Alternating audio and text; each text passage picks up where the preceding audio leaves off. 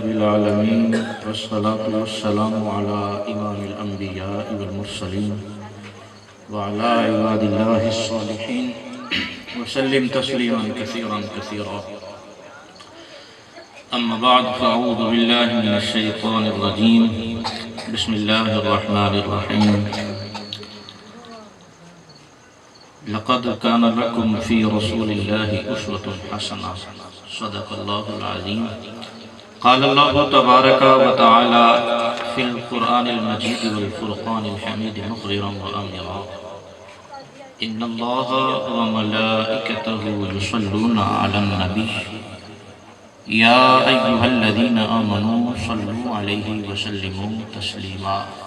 محبت سے آقا علیہ السلام کی بارگاہ خیر الانام میں ہدیہ درود و سلام بآواز بلند پڑھیے. الصلاۃ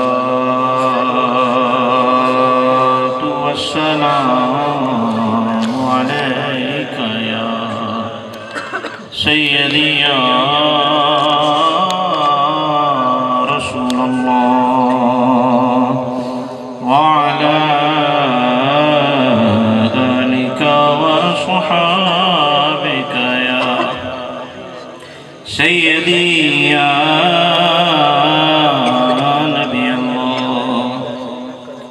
حمد و ثنا کے بعد سامعین محترم، علماء کرام، بالخصوص ہماری آج کی اس مجلس کے مرکزی کردار، ہماری نگاہوں کے مرکز اور ہمارے دلوں کے مرکز بھی آج یہی ہونے چاہیے. قبلہ طاہر صاحب، اللہ تعالیٰ ان کی نئی زندگی جو ہے نکاح کے بعد ایک نیا آغاز ہوتا ہے، ایک نیا رجسٹر لکھا جاتا ہے. اس کا پہلا پنہ، پہلا جو صفحہ ہے، اس پہ جب لکھا جائے گا کہ اس بندے نے رات کے اس حصے میں بیٹھ کے اس پرفتن دور میں جب رات کو آنکھیں بے حیائی کو دیکھنے کے لیے، ایک تو ہوتا ہے دیکھتی ہیں، ایک دیکھنے کے لیے ترستی رہتی ہیں، ایسے دور میں اللہ اور اس کے حبیب کے ذکر کی مجلس، اس کی محفل کو منعقد کیا. وہ ایک شخص تھا جس کے بارے میں کسی نے کہا تھا کہ لوہاراں دا منڈا بازی لے گیا. آج ساڈا دوست درزی کینچ پھر گیا. کمال نہیں کر گیا یار، ساڈی بھی شادی ہوئی یار. اللہ تعالیٰ تیری اس شادی دی، اس بابرکت رات دی برکتاں دی وجہ تو جتنے بھی حاضر، اللہ ساری سارے دی حاضری قبول کرے اور تیری نئی زندگی دا جڑا آغاز اللہ اپنی رحمتاں تے خوشیاں دا جب تک تیری زندگی نزول قائم رکھے. بھائی جان اسے سادہ کرے، میں نے نا سادی سادی باتیں کرنی ہے، سادہ کر دیں، اس کی کوشش کو ہر چیز ختم کریں. تو علماء کرام دائیں بائیں بیٹھے ہوئے ہیں، ایسے ہوگا تو میں بندہ ناچیز ان کی موجودگی میں چند ملفوظات سبقاً کو آپ کی گوش گزار کروں گا کہ ہمارا معاشرتی نظام جو ہے اس کے معاملے میں تھوڑی سی ہم گفتگو کریں گے، سمجھیں گے. بیٹا آپ نے شور نہیں کرنا، جو پیچھے بیٹھے ہیں نا وہ تھوڑا آگے آ جائیں یار، آگے آ جائیں.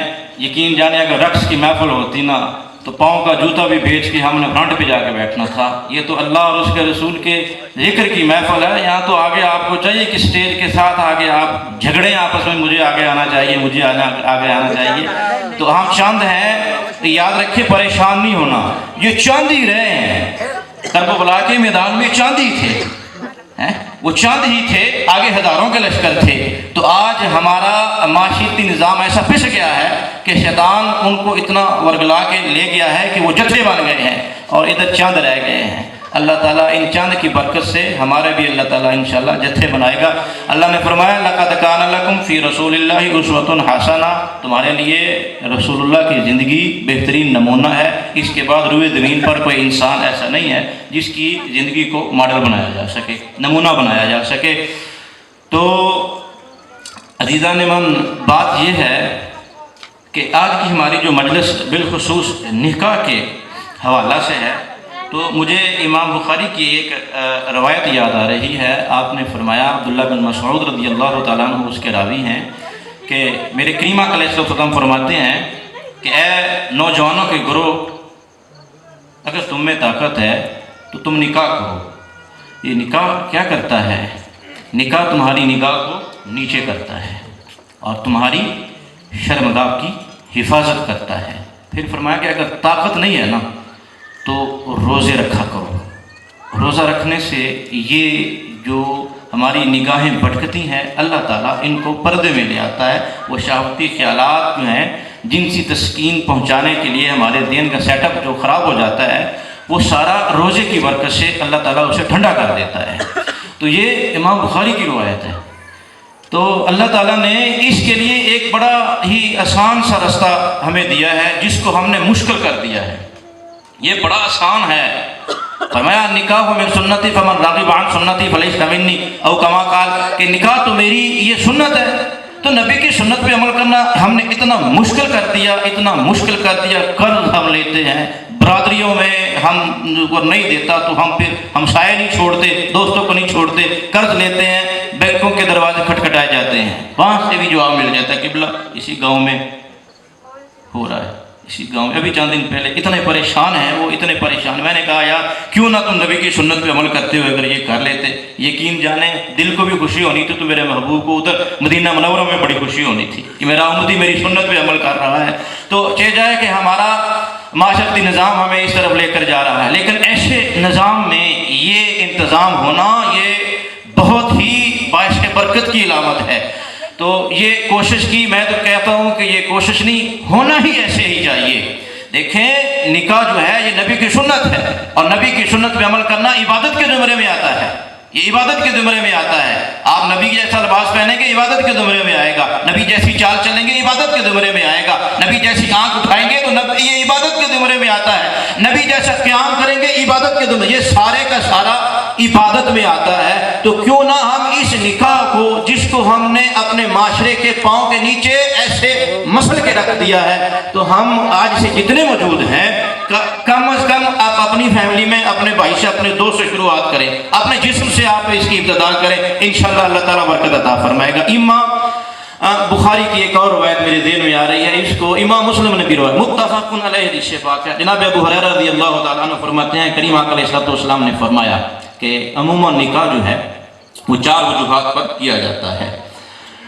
یا تو عورت کے مال کی وجہ سے، لمالہا، اس کے مال کی وجہ سے کیا جاتا ہے، اس کے پاس مال چوکھا ہے، زیادہ لنگر ہے اس کے پاس، تو اکثر یہ اس کی طرف رجحان ہوتا ہے۔ اس میں یہودیت والے پڑے ہوئے ہیں، یہودی جو ہے وہ دولت پرست ہیں، وہ اس کے پجاری ہیں، دولت اکٹھا کرنا ان کا کام ہے، تو اس طرف وہ گئے ہوئے ہیں۔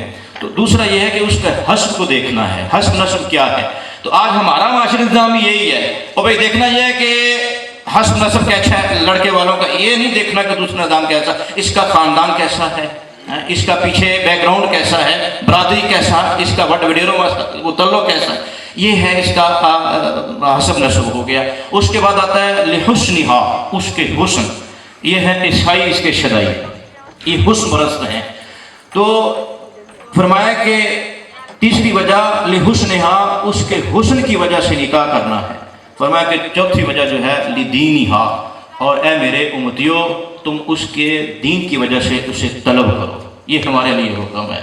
تو بندہ مومن کے لیے، غلام مصطفیٰ کے لیے، غلام رسول کے لیے ضروری ہے کہ وہ حضور صلی اللہ علیہ وآلہ وسلم کے اس فرمان پر عمل کرتے ہوئے کم از کم یہ تو دیکھے نا کہ وہ دینداری کو تو دیکھے۔ ہم دولت بھی دیکھتے ہیں، ٹھیک ہے، چاہے کہ شریعت اجازت دیتی ہے اس کی، ہم دولت کا بھی ہم دیکھتے ہیں، ہم حسن کو بھی دیکھتے ہیں، ہم حسن نسب بھی دیکھتے ہیں، لیکن جو سب سے امپورٹنٹ چیز ہے، اہم ترین چیز ہے، جو دین ہے، ہم اس کا ذرا بھی لحاظ نہیں کرتے۔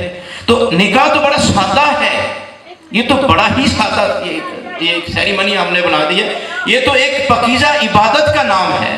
ایک بندہ ایک نیا اپنا نظام شروع کرنا چاہتا ہے تو اس کے لیے اگر وہ پہلا سٹیپ جو ہے بے حیائی سے شروع کر لے، سب سے پہلے وہ جہیز جیسی ڈیمانڈ کر دے یا کوئی اس طرح کا وری جیسا، وہ کیا سارا سسٹم چلتا ہے، ہمارا معاشرتی نظام تہس نہس ہو کے رہ گیا ہے۔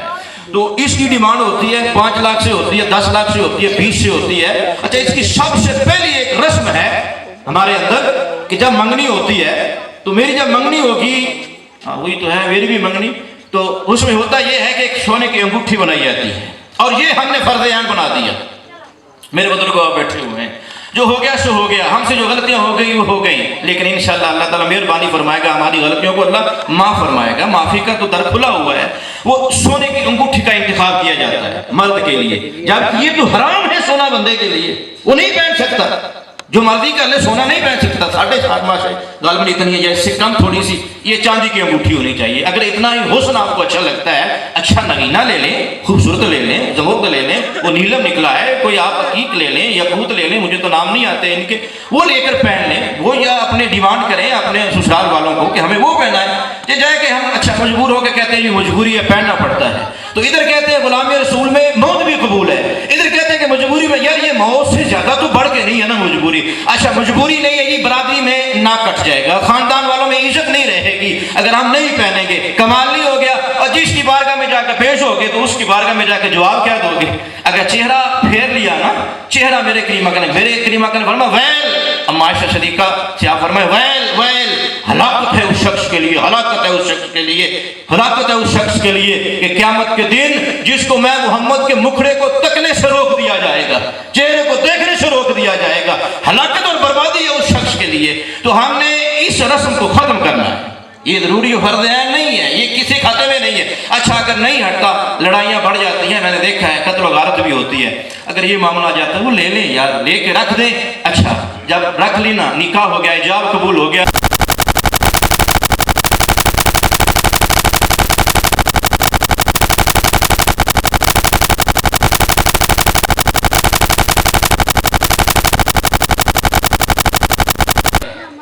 اور ہم کہتے ہیں کہ ہم اسلام کے تابع چل گئے۔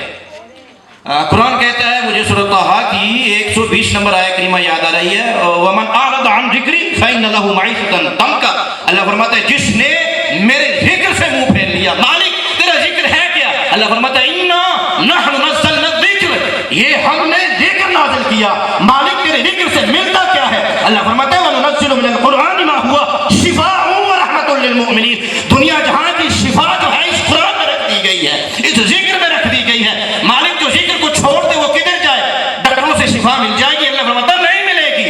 تو مالک کیا ایسی رسومات سے مل جائے گی؟ فرمایا نہیں ملے گی۔ مالک تو کیا دے گا؟ فرمایا وَمَنْ أَعْرَضَ عَنْ ذِكْرِي، جس نے میرے قرآن سے روح گردانی کر لی، قرآن سے چہرہ پھیر لیا، میرے ذکر سے منہ پھیر لیا، تو میں کیا کہتا ہوں فَإِنَّ لَهُ مَعِيشَةً ضَنْكًا، میں اس کی زندگی کو تنگ کر دیتا ہوں۔ تو کمال نہیں ہو گیا؟ اللہ تو کہتا ہے جس نے ذکر سے منہ پھیرا اس کی زندگی تنگ ہو گئی، تو ذہن میں خیال تو آئے گا نا یہ بڑے دولت مند گاڑیاں لے کر پھر رہے ہیں یار ان کی، تو اس میں علماء مفسرین جو ہیں ان سب کا اس میں اجماع بھی ہے، وہ لکھتے ہیں کہ اس تنگی سے مراد ایک تو دنیا کی تنگی، جا کے پوچھیں ان سے جن کو خوشحالیاں ملی، بڑا کچھ ملا ہوا ہے، بہت ہی ان کے پاس مال و زر ہے، لیکن اس ذہن کا سکون نہیں ہے، قلبی سکون نہیں ہے۔ کیوں کہ اللہ نے فرمایا کہ وَمَنْ أَعْرَضَ عَنْ ذِكْرِي فَإِنَّ لَهُ مَعِيشَةً ضَنْكًا، میں اس کی زندگی کو تنگ کر دوں گا۔ تو بعض نے کہا کہ اس سے مراد قبر کی زندگی، اور ہم کہتے ہیں کہ ہم غلام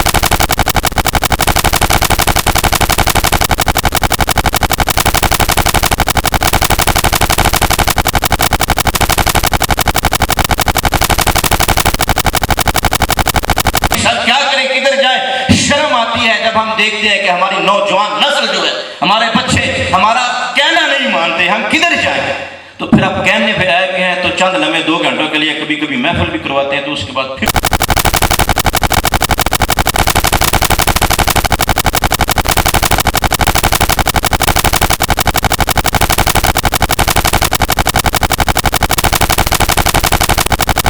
قیامت اعمى، اللہ فرماتا ہے وَنَحْشُرُهُ يَوْمَ الْقِيَامَةِ أَعْمَى، تو کہا جائے گا کہ ہم اسے اٹھائیں گے قیامت کے دن، اندھا کر کے اٹھائیں گے۔ جب وہ اندھا ہو کے اٹھے گا نا، اللہ کی بارگاہ میں عرض کہ مالک قال رب لم حشرتنی اعمى، تو نے مجھے اندھا کیوں کر کے اٹھایا ہے؟ میرے پاس تو بڑا مال و زر تھا، لنگر بڑا تھا، میرے پاس سب کچھ تھا، آنکھیں بڑی بڑی موٹی موٹی تھی میری، ان آنکھوں سے میں نے بڑے بڑے حسن والوں کو تکا ہے، بڑے بڑے حسن والوں کو میں نے داغدار کیا ہے، یہ میری آنکھیں اندھی نہیں ہو سکتی۔ اللہ فرمائے گا ہاں ہاں، قال كذلك اتتك آیاتنا فنسیتها،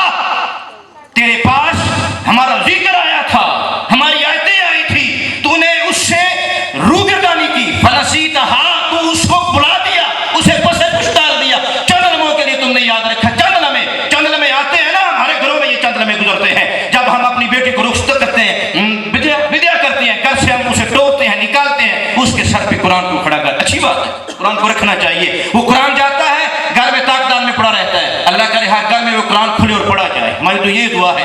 کھلتا ہوگا لیکن اکثریت اسی میں ہے کہ وہ پڑھا رہتا ہے. اللہ نے فرمایا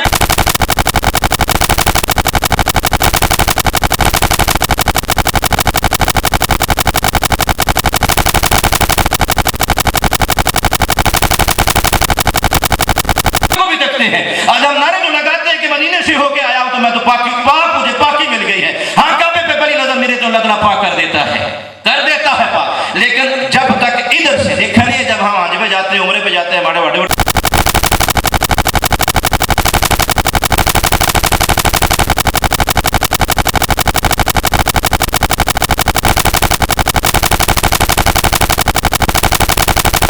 میں حاضری دینے کے لیے جا رہا ہوں, تو یہ جب تک یہ صاف نہیں ہوگا, جب یہ صاف ہو جائے نا بندہ مومن یہاں پہ بیٹھ کے الصلوۃ والسلام علیک یا رسول اللہ کہے نا تو پتہ کوئی نہیں ہے رات کے کس لمحے میں مدینے والے کی آواز بھی آ سکتی ہے اور لبیک یا امتی, میرے امتی تجھے ماننا کیا ہے, قبر سے اسلام کا جواب بھی آ سکتا ہے. لیکن یہ اس وقت آئے گا جب یہ تن جو سارے کا سارا ہے یہ سنت مصطفیٰ میں ڈھل جائے گا. جب ہم اس میں ڈھل جائیں گے تو یقیناً ہمارے ہاتھ بعد میں اٹھیں گے. اللہ تعالیٰ ہماری دعاؤں کو پہلے قبول فرما لے گا. آگے اللہ فرماتا ہے قال كذلك اتتك آياتنا فنسيتها وكذلك اليوم تنسى. اللہ فرماتا ہے آج تیرا حشر یہ ہوگا کہ آج تجھے بھی یاد نہیں رکھا جائے گا. وہ بندہ جو بڑے بڑے میلوں میں جاتا تھا, بڑی بڑی مجلسیں کیا کرتا تھا اور وہ سٹیج کی زینت بنا کرتا تھا, سارے اس کے نیچے بیٹھا کرتے تھے, اس کے لٹھے پہ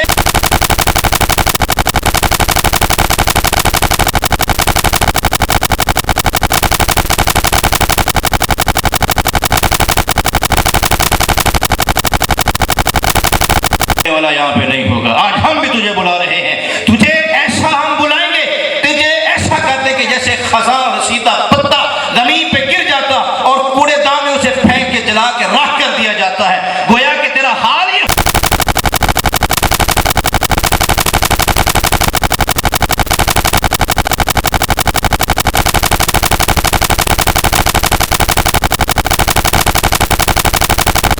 کہا جاتا ہے. اچھا مائیاں بھی سن لیں, مائیاں اصل میں ہے کیا؟ جو تیل لگایا جاتا ہے وہ سارا آنکھوں پہ سارا معاملہ ہے.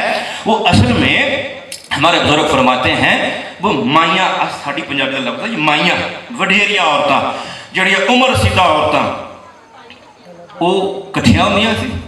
سادے جو لوگ ہوندے سی کٹھیاں ہو کے تے دلہن دے گھر کٹھیاں ہو جاندیاں سی. وہ سمجھدار, انہوں نے اپنی زندگی اپنے ہڈ بیتیاں تے جگ بیتیاں ساریاں گزاریاں ہوندیاں سی. وہ آ کے اس نو نیک مشورے دیندیاں ہوندیاں سی. ٹھیک ہے, اب مائیوں کی رسم تو ہے, اس میں مائیاں نہیں ہیں, کچھ اور ہی آ رہا ہے. یاد رکھیں یہ وہ معاملات تھے. پھر ایک یہ ہے, پھر ایک اور رسم آتی ہے. قبلہ کاری صاحب ذرا اپنا دفاع کیجئے گا. ایک رسم آئے گی گوٹے والے کپڑے کے ساتھ ہم کو ڈھانپ دیا جائے گا. میں بھی ڈھانپا گیا تھا, بڑی مشکل سے جان چھڑوائی تھی. ڈھانپ دیا جائے گا, کیوں جی یہ رسم ہے. اور بھئی اس گوٹے والے کپڑے کی جگہ اگر ہم بیٹھ کے درس قرآن کر لیں جیسے ہو رہا ہے, یہ بندوں کے لیے نہیں ہے, یہ ساری زینتیں تو عورتوں کے لیے ہے. وہ کپڑا اور ریشم سارا مردوں پر تو حرام ہے, اس کے اوپر تان دیا جاتا ہے. پھر وہ رسم چلتی ہے. اچھا پھر نکاح ہوتا ہے, نکاح ہو گیا, وہاں پہ حق مہر کا معاملہ چلتا ہے.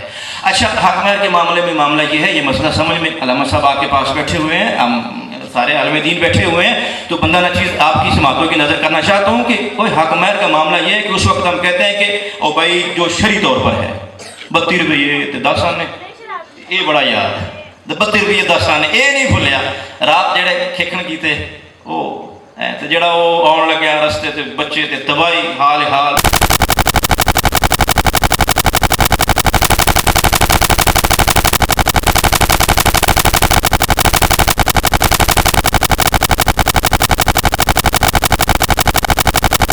شریف بات ہے. وہ تو کم از کم رکھی گئی نا, وہ کم از کم رکھی گئی ہے. عموماً ہمارے تقریباً 5000 بنتے, 5000 کے پر بھی یہ اعتراض ہو جاتا ہے. ہاں جی ہاں یہ چاندی ہے تو اس کی آپ قیمت نکالنے کتنی بنتی ہے. تو لیکن اگر ہم 2000 کا نوٹ لے کر جائیں کھلنے والے میں تو واپسی میں میرا خیال ادھار کر کے